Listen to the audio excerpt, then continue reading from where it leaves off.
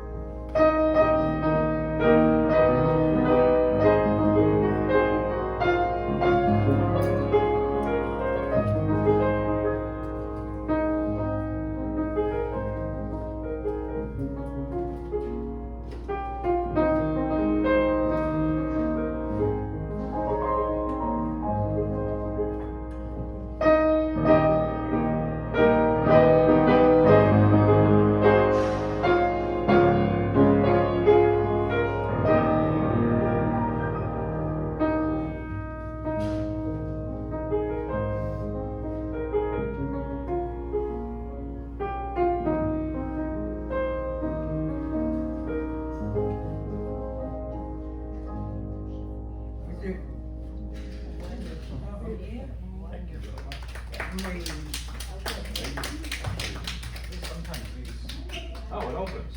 Okay, that'll make a nice ring to the sound. Yeah, it's a beautiful melody. You want to sit down? And this next one is very similar in the mood, but it's by Felix Mendelssohn. And this is called May Breezes. And it's a beautiful title because the accompaniment sounds like breezes in May, slightly humid, maybe not too humid, but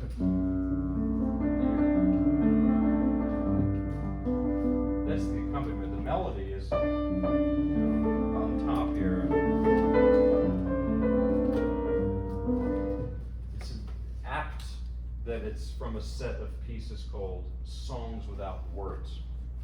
So, I'm talking about the violin, but really maybe the pinnacle of instruments is what we talked about in the beginning, is the voice, the human voice. And so much of the time, instrumental music, which is this, is trying to emulate the human voice. My next project, when I'm done with violin, is to do repertoire that's based on the voice. Actually, that first one sort of qualifies, but Franz Liszt, who you're going to hear later, he not only arranged violin music, he arranged a ton of things from opera, for example. So trying to imitate what a great singer would do. Anyway, here is the Mendelssohn May Breezes.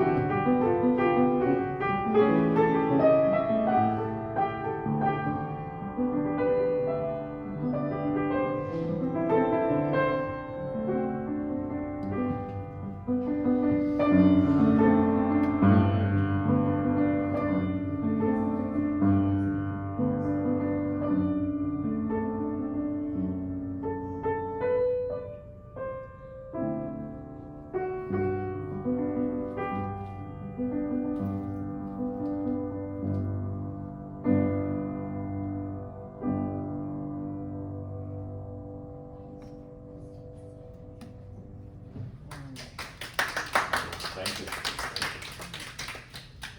So now, I'm going to play a Gavotte by Johann Sebastian Bach. It's originally for violin solo, and it's arranged by Rachmaninoff for piano. This is from the third partita for solo violin. And what a partita is a set of dances. Gavotte is a dance. There's many others. Minuet, allemande, etc. These are all Baroque era dances that regular people would dance. Also in the court, it was very popular. Originally it's for solo violin. Maybe I'll tell you a couple stories about composers that are not in the history books, because we tend to think of the composers as being like these inhuman people, and they were in their genius, but they were also very human. Bach, for example, well, sometimes I say he would have fit well in the South, because there's some historian found a hotel bill. He'd stayed somewhere for a number of weeks, and he had consumed, or he had ordered to room service, I guess they even had that at the time, copious amounts of fried pork. So I don't know. He wrote a cantata based on his love of coffee, coffee cantata, which is really nice. Now Rachmaninoff, who arranged it here, and by the way, it's interesting that it starts out very close to the original Bach, you know? But by the end, it's Rachmaninoff, you know, that sounds like Russian bells by the end, so it transforms him. Rachmaninoff was a 6.5-foot tall Russian guy with a shaved head who never smiled. Stravinsky, I think it was, said that he looked like an escaped convict, just to give you an idea. Okay. Maybe Rachmaninoff looking down on us. So here's a story about Rachmaninoff. My grandfather met Rachmaninoff. This is a true story. And Rachmaninoff spoke to my grandfather. So my grandfather was an usher while he was a student at a concert series in Richmond, Virginia, long ago in the 30s. My grandfather's no longer here, sadly. And he was told by his boss, don't let anyone through these doors. I don't know, like the doors to come in here. He said, okay. So he held the doors, but someone tried to get through. So he pushed back, and there was this tug of war. And then, wham, the door was kicked open, and it was 6.5 foot, it was Rachmaninoff himself. And do you know what he said to my poor grandfather? You know, he said, get out of my way. Yeah, so I have a personal connection with music history because Rachmaninoff told my grandfather to get out of his way. Anyway, it's a true story, but on that note, here is Bach Gavotte, arranged by Rachmaninoff for piano.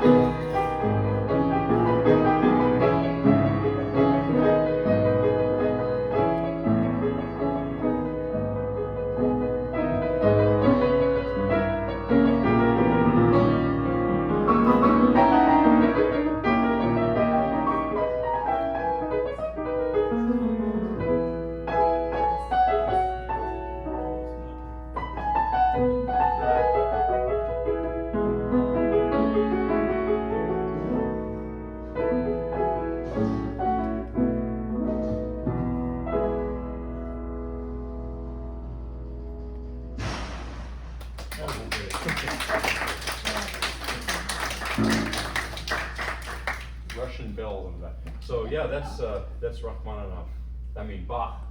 Actually, some people call it Bachmaninoff because it's Bach arranged by Rachmaninoff. Yeah, it's difficult. Yeah, it's you know, I'm sorry, the corny humor. I can't help it. If you become it's called dad jokes, and I have kids, so. Do you know why they put barcodes on the Swedish Navy ships? You ever heard? You know that? Yeah. Because so that when they come back to the port, they can Scandinavian. You know. Sorry, it's terrible. So now I'm going to play some Paganini, arranged by Liszt, by Franz Liszt. That's another one. If you go to the store and you're a musician, you know you have to bring your Chopin list. I'm sorry. Okay, so groan. But this is, and seriously though, this one is kind of apt for Halloween. This piece is kind of a little bit spooky, I think. It's scary. So Paganini was this like controversial figure in the late 1700s, early 1800s. Some small group of the populace, some people actually thought he was possessed because he was so, the way he performed was so unique and frightening even, that some people were really put off by him because he was probably more like a rock star of today than a classical player. Even the way Paganini looked, there's a photo of him, an early photograph I think, and he had this very long face and he was a scary looking guy, you know? But huge influence on music. And his style is just, it's his own. It's not like you know, Beethoven learned from Haydn and Mozart, but Paganini was just Paganini. You know, he was like, I don't know, came out of nowhere. Just born that way. He was just born that way, right, exactly. So the young Franz Liszt heard Paganini play the violin. Liszt was very depressed at that time. He was actually living in Paris, which is not a bad place to be, but he was not having a good time. But when he heard Paganini, you know, he locked himself in a room to practice like crazy for years, and then he emerged as Liszt. So this is the first of the Grande Etude de Paganini by Liszt. It's Liszt's arrangement of Paganini. And this first one is called Tremolo. Tremolo is you know, it helps to drink coffee before doing it. So, yeah, I'll just start with this. When I play this, I have this image that once I went to Italy in May, and I thought, you know, Italy is sunny and warm and wonderful. Well, it was gray and cold and miserable. And I went to a cathedral somewhere in Tuscany, and it was so damp and dark and scary, and that's this piece to me. So, you know, Italy is mostly sunshine and wonderful, but at that time it wasn't. And this is what I feel this piece is.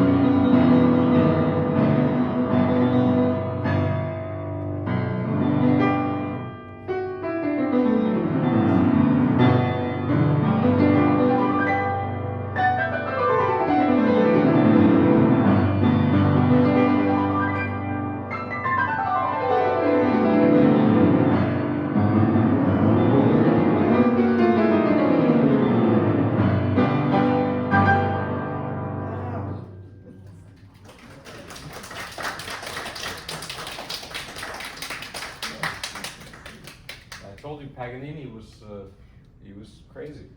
So this next one is the total opposite in mood. It's silly sounding actually to me. Well, Paganini's music, there's a lot of humor and sarcasm there, and I think it's easy to overlook it. That classical music we think is all serious, and even Beethoven, by the way, great sense of humor. There's some sonatas where it's just hilarious. It's comic. And so this piece, when I learned it, I couldn't get an image for it. Usually I play something and I have some sort of image or some story, an association, and it helps me learn the piece. Like that one is that scary cathedral in Tuscany. So I played a little bit for my wife, who's a pianist. She hates Paganini, by the way, but still she listens to this. This whole bit. I said, "What's that for you?" And she said, "That's our kitten playing with his stupid toy. He has this merry-go-round, this ball and a stick that goes around, and he whacks it and it comes around." And this etude or study, it's called the arpeggio, because the arpeggios go up and down and up, just like his toy, you know. All day, all night, this kitten plays with the thing. So that's my new title for this, is The Cat and His Obnoxious Toy. Paganini list.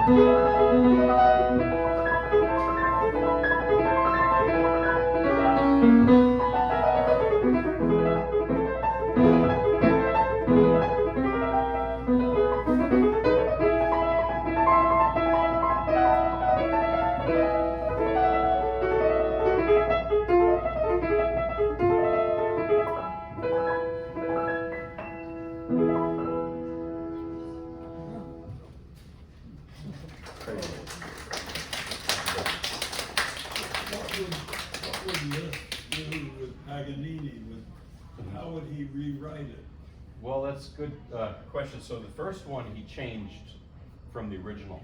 Liszt changed it quite a bit. Oh, I see. But actually the one I just played, Liszt didn't do too much, because the violins range, like that piece is almost verbatim. So it's like translation. Sometimes you want to, like if you're translating a poem, in some cases it might be good to translate almost word for word, but in some cases you really have to change the whole thing. So it depends, that's the answer, but it depends. Liszt would do different. So I'll play one more of these. This one I've definitely played here before for you, so you've heard it here. This is the infamous, maybe, La Campanella. It's from Paganini's it's the last movement of his second violin concerto, I think. And here Liszt, I'm actually playing Busoni's version of Liszt's version, so it gets confusing. But it's quite different from the original. It's more like a fantasia or theme and variations on the melody. So the melody is a theme or motif. You know, it's famous.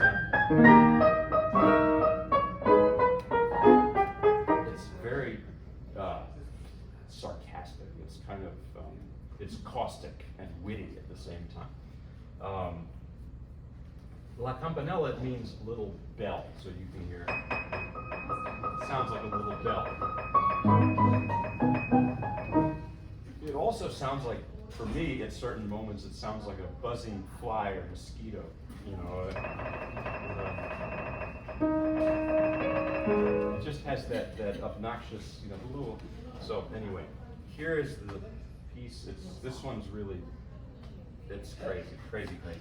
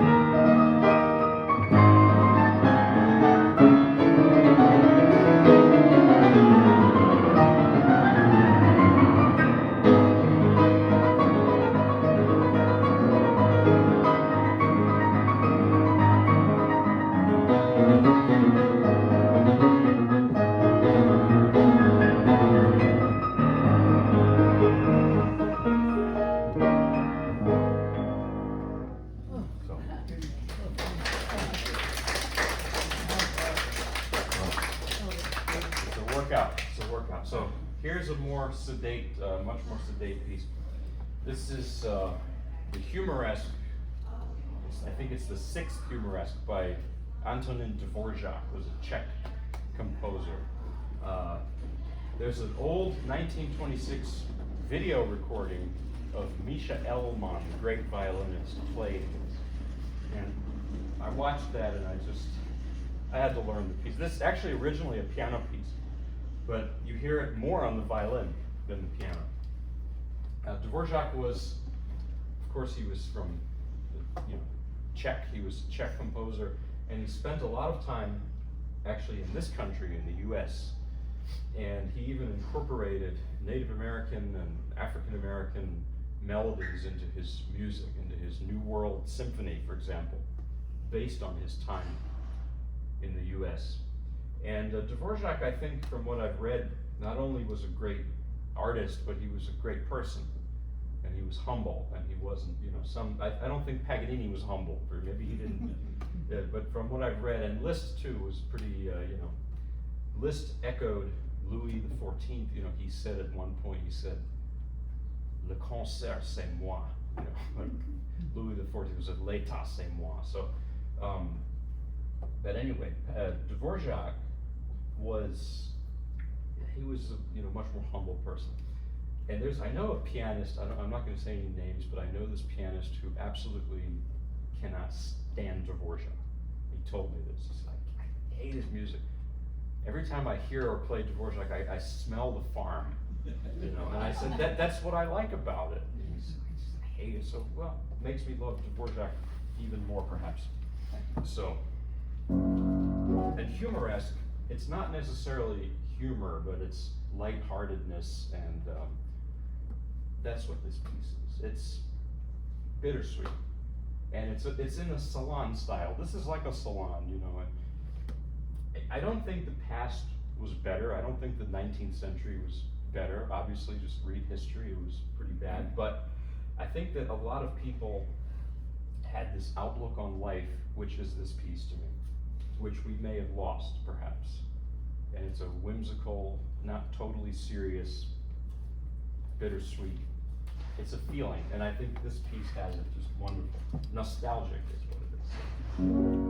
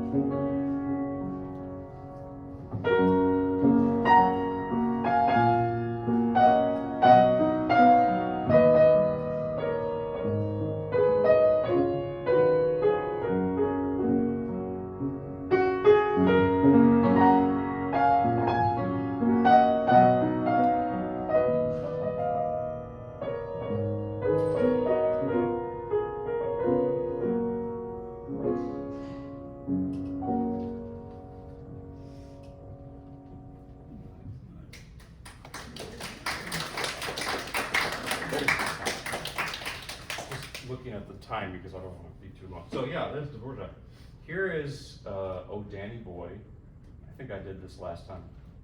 Arranged by Percy Grainger for piano solo. What does it have to do with the violin?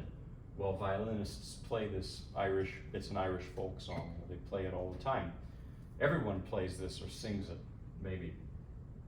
The words are probably about a father singing to his son who's going to fight in the First World War. So it's a really sad text there. But it's also a gospel, it's also a hymn called He Looked Beyond My Fault, with different words, of course.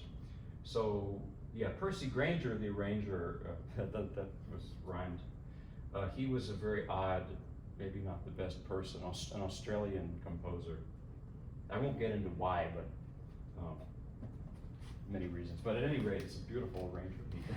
So here it is. Hopefully it sounds like Oh Danny Boy to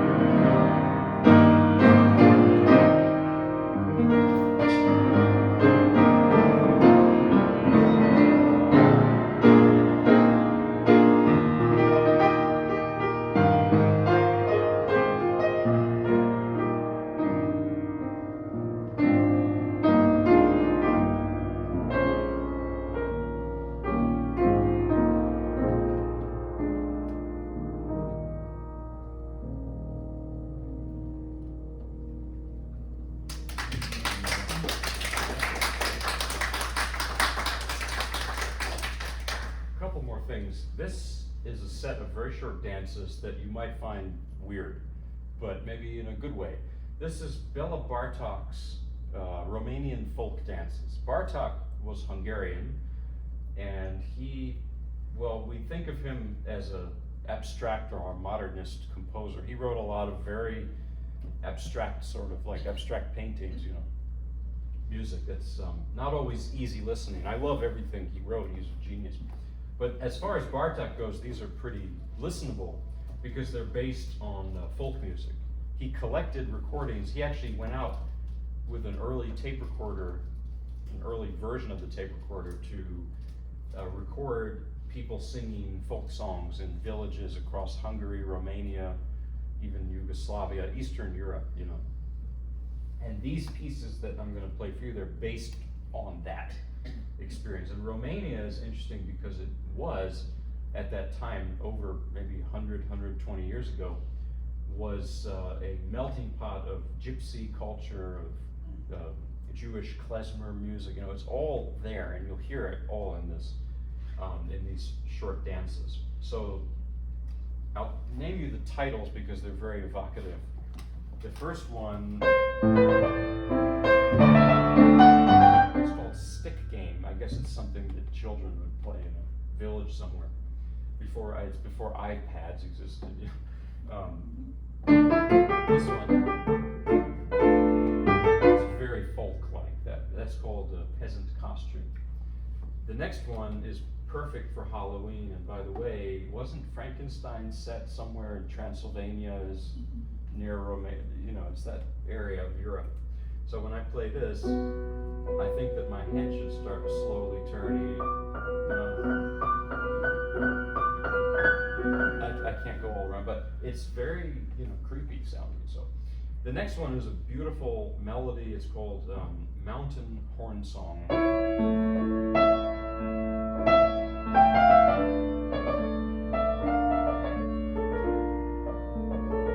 That sounds like the klezmer clarinet riff right there. So after that, the final two dances are very upbeat. This one's called Romanian Garden Gate.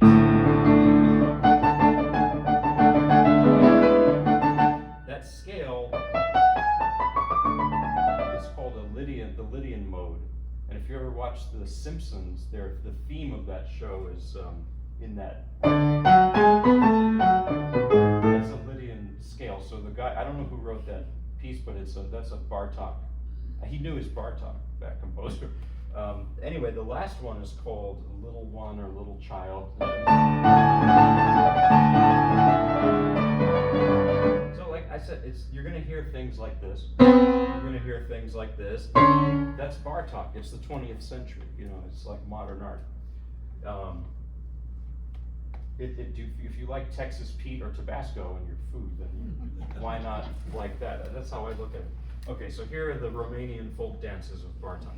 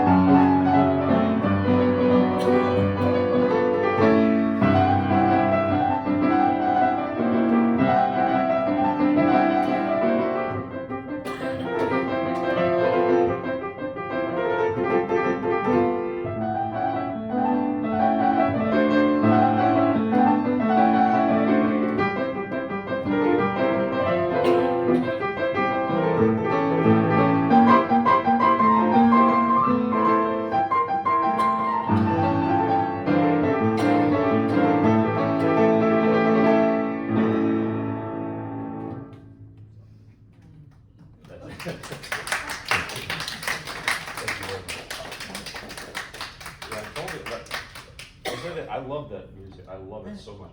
So here is the final classical thing I'll do. This is Saint-Saëns' Etude en forme de valse. Study in the form of a waltz. Then I'll play maybe some Southern gospel to close. This piece, you know, well here, I think I told you this, but I'll tell it again because it's a good story. Saint-Saëns was a child prodigy, French composer, and he gave his first recital in Paris at age 10. And at the end of the recital, he played a whole recital, he said, which one of the 32 Beethoven sonatas do you want to hear? I have them all memorized. What a brat to say that, you know? But anyway, here's this piece. This is a very comic piece. I think someone said it sounds like the background music to a silent film, like a Buster Keaton or Charlie Chaplin. It could also work well for the Looney Tunes or Tom and Jerry. It's just perfect for that. So here it is.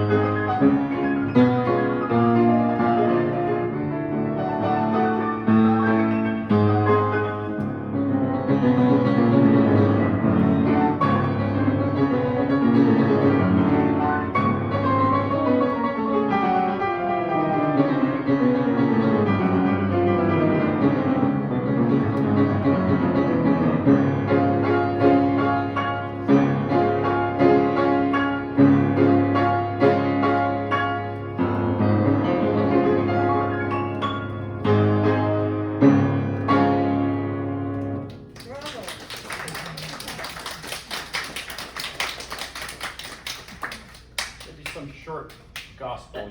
You know this Southern gospel. You know this tune, of course.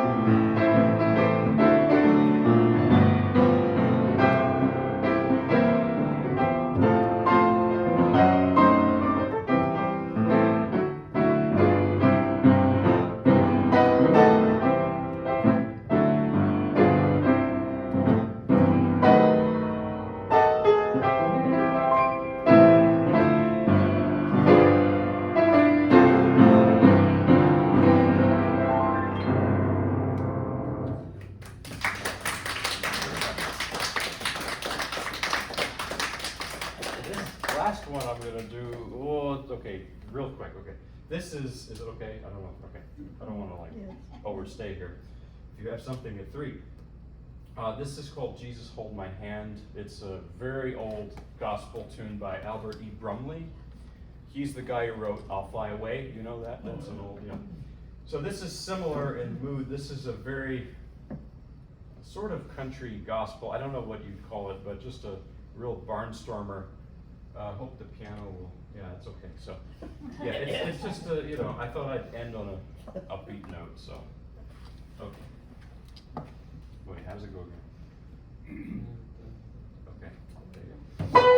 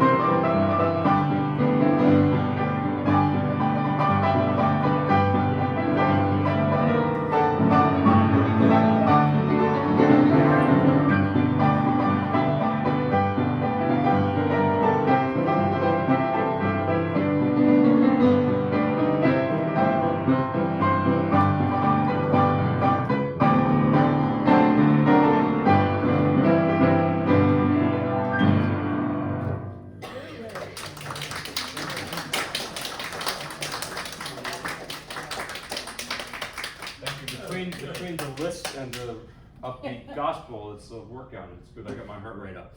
Thank you very much for coming, and thank you for having me back. And I look forward to seeing you again soon. Yes. Take it easy. Thank you. Alrighty. Yeah, I never would have imagined that the kind of sound that you got out of that machine was in there. It was all pre-recorded, you know. I was just faking it. Yeah.